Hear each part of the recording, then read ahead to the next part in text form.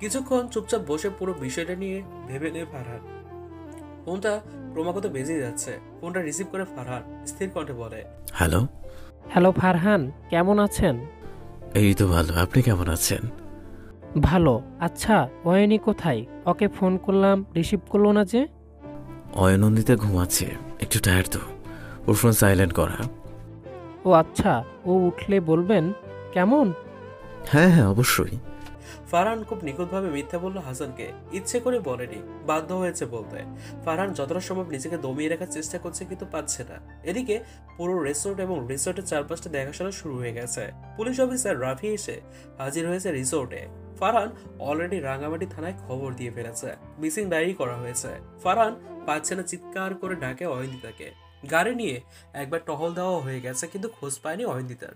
রাত 8টা। ফারহান আরো একবার গাড়ি নিয়ে বের হয়েছে, চারপাশটা দেখে এসছে, কিন্তু অয়ন্দিতাকে পায়নি। রাগে দুঃখে মেজাজ ভীষণ খারাপ হয়ে গেছে তার। বারবার না করার পরে অয়ন্দিতা কেন বের হলো, এটাই তার রাগের কারণ। আনুমানিক 8:15 হবে। অয়ন্দিতা রিসোর্টে ফেরে। ফারহান তখন রিসেপশনের সামনে দাঁড়িয়ে আছে। পুলিশ অফিসার রাফির ফোনের অপেক্ষায় সে। ফোন এলেই সে বের হবে, কিন্তু তার আগেই অয়ন্দিতার পা পড়ে গেছে রিসোর্টে। দম বন্ধ করা পরিস্থিতি দেখে অয়ন্দিতা খানিক ঘাবড়ে যায়, আর তাকে দেখে ফারহান যেন নিজের প্রাণ ফিরে পায়। চোখ জোড়া বন্ধ করে একটা ঠান্ডা নিঃশ্বাস ছেড়ে সেখানেই সোফায় বসে পড়ে ফারহান। এপাশে সকল স্টাফরা দাঁড়িয়ে আছে, ফারহানের পাশে ম্যানেজার দাঁড়িয়ে রয়েছে। অয়ন্দিতাকে দেখে ম্যানেজারের জন্য হাত ছেড়ে বাঁচে। বাই এনি চান্স যদি কিছু হয়ে যেত, তাহলে তো তার চাকরি নিয়ে টানাটানি হতো। কপাল ভালো, এ যাত্রায় তার চাকরিটা বেঁচে গেছে। ফারহান বসা থেকে উঠে দাঁড়ায়, ধীর গতিতে অয়ন্দিতার সামনে এসে দাঁড়ায়। সবার সামনে অয়ন্দিতার বাম হাতের বাহুতে স্পর্শ করেছে। এবার হালকা টেনে রুমের দিকে পা বাড়ায়। মুখোমুখি দুজন দাঁড়িয়ে আছে। রুমে এসি চলছে, তবুও ফারহান ঘামছে। গলার নিচের রগগুলো তার ফুলে ফেপে আছে। রাগ মাত্রাতিরিক্ত বেড়ে গেছে এখন। ফারহান ভাবছে, তাদের যদি সাক্ষাৎ আরো কয়েক বছর আগে হতো, তাহলে হয়তো কষিয়ে একটা চর বসিয়ে দিত অয়ন্দিতের কাঁধে। কিন্তু এখন আর তা করা সম্ভব নয়। এর কারণ সম্পর্কের বন্ধনে সবেমাত্র পা রেখেছে তারা দুজন। ফারহানের রাগান্বিত বডি ল্যাঙ্গুয়েজ দেখে অয়ন্দিতের কলিজা শুকিয়ে কাঠ হয়ে গেছে। সে জানতো এমন কিছু হবে, কারণ সে বড্ড দেরি করে ফেলেছে।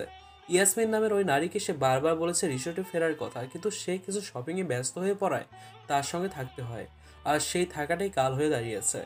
ফারহান অয়ন্দিতার দিকে তাকিয়ে প্রশ্ন করে, এতক্ষণ কোথায় ছিলে তুমি? ফারহানের কণ্ঠস্বরে কাঠিন্য। অয়ন্দিতা মাথা নিচু করে দাঁড়িয়ে আছে। এই মুহূর্তে নীরবতাও ফারহানের কাছে বিরক্তি হয়ে যাচ্ছে। ফারহান আবারও বলে, একটা প্রশ্ন করলে তার জবাব দিতে হয়, এতটুকু ভদ্রতা আমি তোমার কাছ থেকে আশা করতেই পারি, তাই না? কোথায় ছিলে এতক্ষণ? আসলে আমি অয়ন্দিতাকে থামিয়ে দেয় ফারহান। ওয়েট, তুমি এখানকার কিছুই চেনো না, তবে এতক্ষণ কোথায় ছিলে? আর ম্যানেজার তোমায় না করেছিল নিশ্চয়ই, তবু তুমি বের হয়েছো কেন? কম্পিত গলায় অয়ন্দিতা জবাব দেয়, আমার ভালো লাগছিল না। খাওয়া দাওয়ার পর বোর লাগছিল, তাই বের হয়েছিলাম। আমি দূরে যেতাম না, আশেপাশের জায়গা থেকেই ঘুরে চলে আসতাম। কিন্তু কিন্তু কিসের কিন্তু? কিন্তু কি বলো? এই রিসোর্টটাই উঠেছেন এমন একজন, নাম ইয়াসমিন। আপনি রিসেপশনে গিয়ে চেক করতে পারেন। তিনি আমায় ডাকলেন, বললেন তার স্বামী বাইরে মিটিংয়ে গেছে, তিনিও একা আর আমিও একা, তাই দুইজন মিলে সামনে যাওয়া যাক। আমিও ভাবলাম এখানেই তো থাকবো, যাওয়া যাক। কিন্তু সে এখানের মার্কেটে নিয়ে গেল, বলল এখানে নাকি ভালো ভালো জিনিস পাওয়া যায়। তাই গেলাম, দেরি হয়ে যাচ্ছিল। আমি বারবার বলছিলাম চলুন আমাদের যাওয়া উচিত, আমার হাজবেন্ড চলে আসবে, কিন্তু তিনি শুনলেন না, তাই তার সঙ্গে আমায় থাকতে হলো। ফারহান এতক্ষণ চুপচাপ শুনছিল অয়ন্দিতার কথাগুলো। এখানে ভালো ভালো জিন্সও পাওয়া যায় সে জানতো না। পুনরায় প্রশ্ন করলো, তাও ইয়াসমিনের নামের ভদ্র মহিলাটা কোথায়?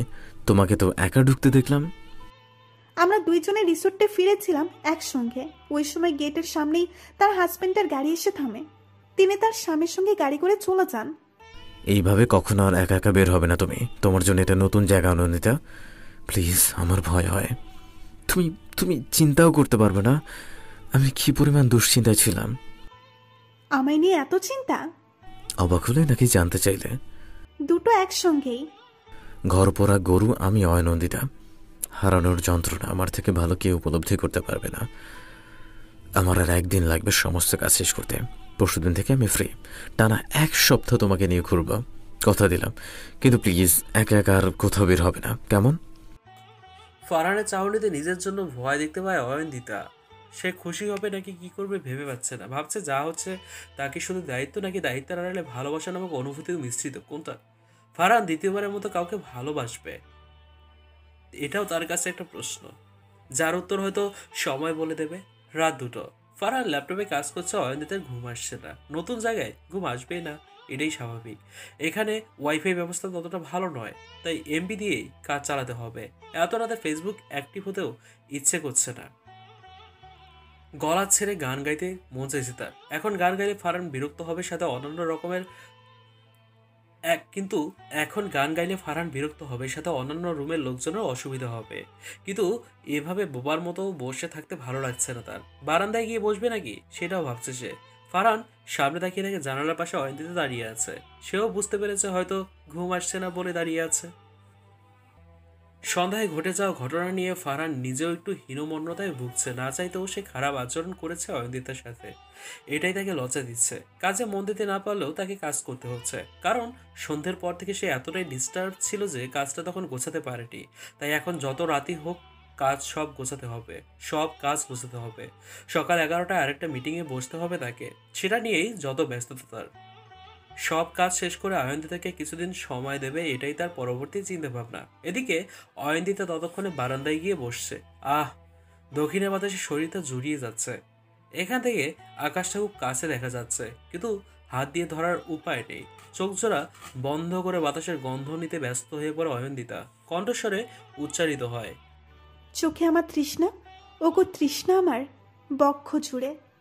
চারিপাশে সবুজে ঘেরা পুরো রাঙামাটি শহরটা যেন সবুজের যে রাজত্ব।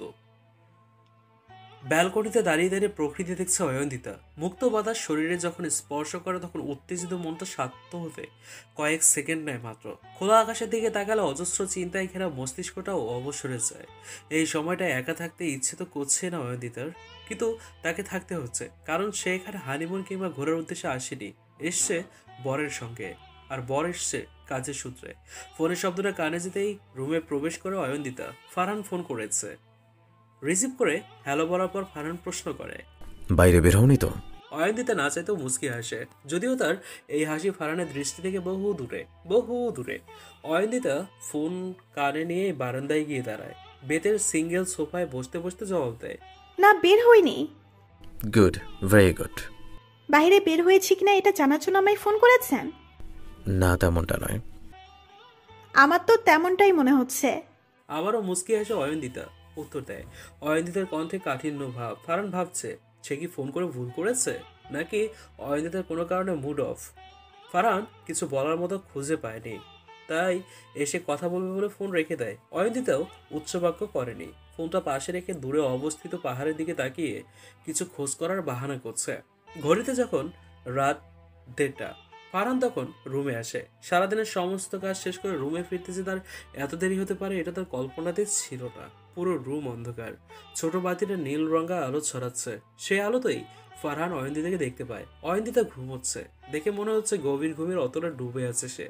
রিসেপশন থেকে জানতে পেরেছে অয়ন্তিতা রাতের খাবার খায়নি। সন্ধ্যায় নাস্তা বলতে 1 মগ কোল্ড কফি, এর বেশি আর কিছুই না। অয়ন্তিতা কাজটা না করলেও পারতো।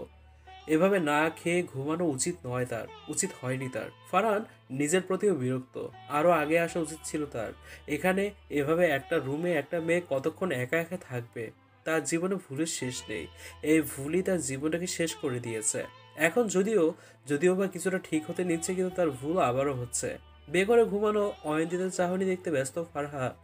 সেও আর কিছু খায়নি। ফ্রেশ হয়ে পাশের খালি জায়গায় শুয়ে পড়ে। ভাবছে অয়ন্তিতা ভুল করেনি তো তাকে বিয়ে করে, কিংবা সে ভুল করেনি তো নিজের সঙ্গে আবারও নতুন করে কাউকে জড়িয়ে। বাবা মায়ের কথায় অয়ন্তিতাকে কি কেবল সঙ্গ দেওয়ার জন্য নিজের জীবনে নিয়ে এসেছিল? মনের মধ্যে কত শত প্রশ্নের ছুটোছুটি, কিন্তু স্থির হয়ে উত্তর খুঁজে বের করার সময়, সেই সময় এবং ইচ্ছা কোনোটাই তার নেই। কারো ডাকে অয়ন্তিতা দাঁড়িয়ে যায়। থেমে গিয়ে পেছনে তাকায় সে। ইয়াসমিন নামে সেই নারীটা দাঁড়িয়ে আছে তার বিপরীত মুখ হয়ে। ব্রুজরা হালকা উঁচু করে অয়ন্তিতা পা বাড়ায় ইয়াসমিনের দিকে। মেয়েটাকে আজ বেশ সুন্দর লাগছে।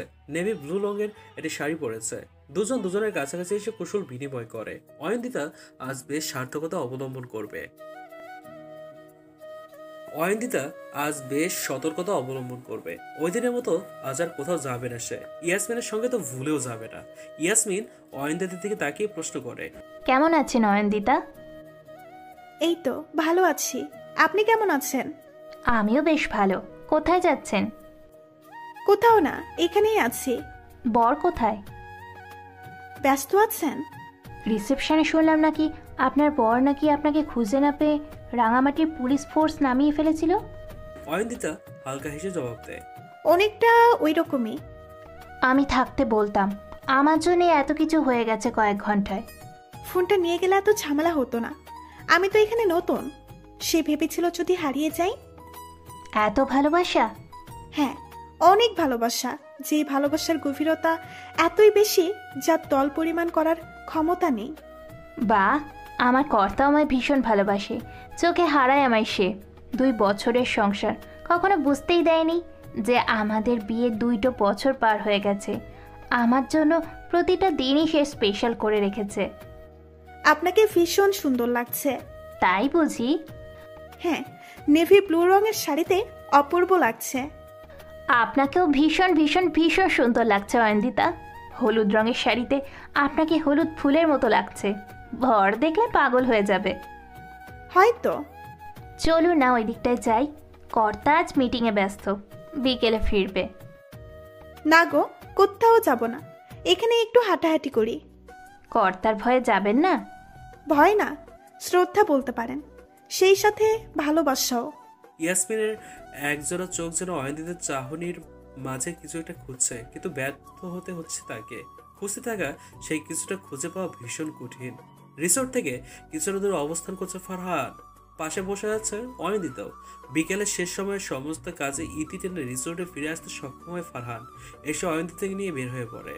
ফারহানের মনে হয়েছে এখন অন্তত কিছুটা সময় তাদের একত্রে অতিবাহিত করা উচিত। জীবনের খারাপ স্মৃতিগুলো আঁকড়ে ধরে থাকলে কোনো লাভ নেই, এতে কেবলই লসের পাল্লা ভারী হবে।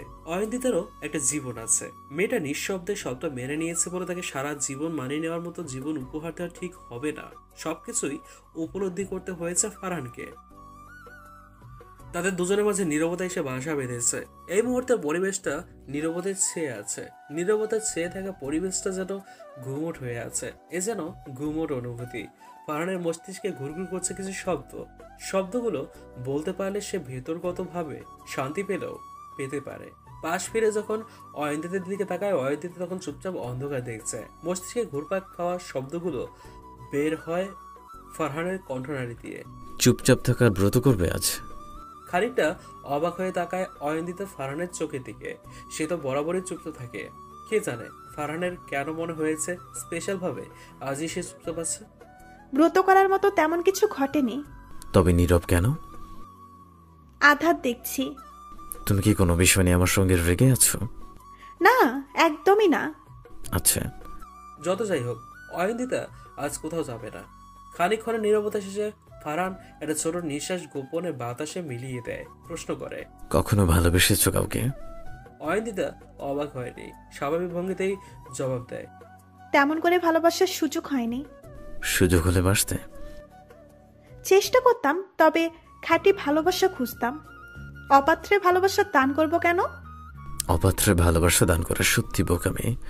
আমার মতো বোকারাই কেবল এই বোকামি করে। অয়ন্তিতা এক দৃষ্টে তাকিয়ে আছে ফারহানের দিকে। ফারহানের নজর তখন দূরের পাহাড়ের শীর্ষ চূড়ায়। চমকিত নজরে ফারহান তাকায় অয়ন্তিতার মুখ পানে। অয়ন্তিতা হাসি মুখে বলতে শুরু করে দেয়, চলার পথে কাটা থাকবে, অনেক সময় পায়েও বিঁধবে, ব্যথাও লাগবে, রক্তও ঝরবে, তবুও এগিয়ে যেতে হবে। সত্যিকারের ভালোবাসা ধরা পড়বেই, একদিন আগে হোক আর একদিন পরে হোক। আপনার ভালোবাসার থেকে খানিকটা ভালোবাসা আমার পেছনে ইনভেস্ট করতে পারেন। লাভ না হলেও লস হবে না আশা করি। হ্যালো বন্ধুরা, পরবর্তী পার্ট খুব তাড়াতাড়ি আসবে, তো সবাই অপেক্ষায় থাকো। আর চ্যানেলটি যারা এখনো সাবস্ক্রাইব করোনি তারা পরবর্তী পার্ট দেখার জন্য চ্যানেলটি সাবস্ক্রাইব করে রেখো। ধন্যবাদ সবাইকে, আমাদের সাথেই থেকো।